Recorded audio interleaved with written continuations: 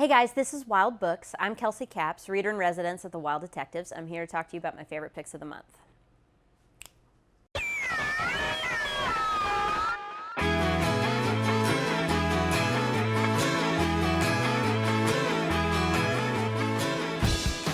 All right, our book of the month is The Light Years by Chris Rush. This guy is an artist in New York. He does studio art and gallery art and whatever artists do, all right?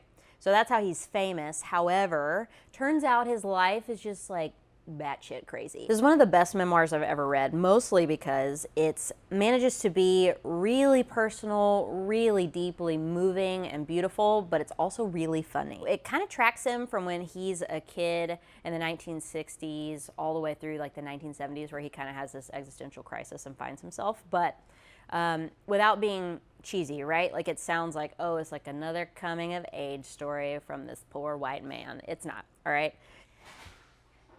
That's the ice machine. Okay. He's very, I don't want to use the word flamboyant because it makes him sound like he's a drag queen, and he's not really. He's very sensitive. He's very expressive, and he has so many emotions. He has so much creativity that his family almost doesn't know what to do with him.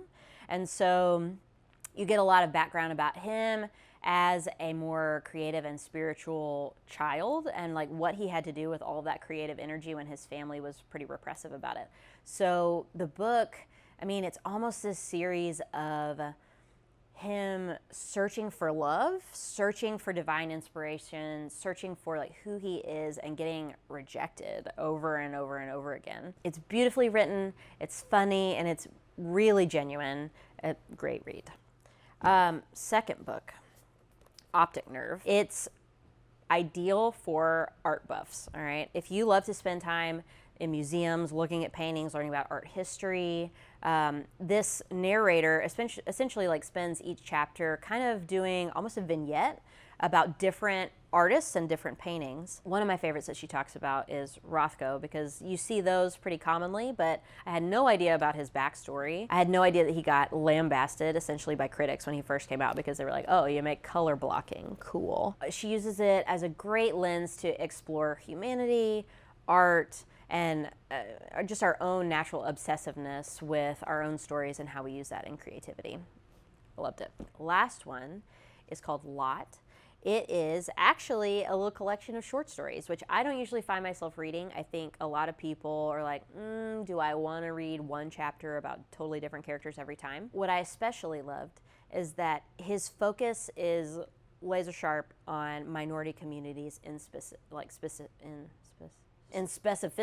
That's what I was trying to say. White people don't get names in this book, which I loved. I loved that he was like, this is white boy and that's white girl, and we don't know why anyone's dating them, and that's valid. But he spends a lot of time really focusing in on what it means to be a person of color, minority communities in an urban setting, and he talks a lot about queer voices too, which I also appreciated. So, such a phenomenal collection, and I haven't read much by him, but I'm gonna, all right? That's it for our books, but remember, you can always check us out on social media, on our newsletter, which you can subscribe to and have us in your inbox all the time.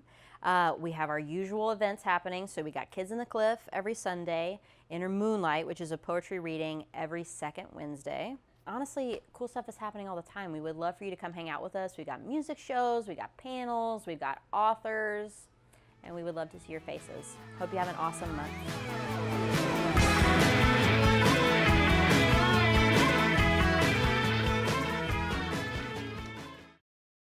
What? Hey, buddy.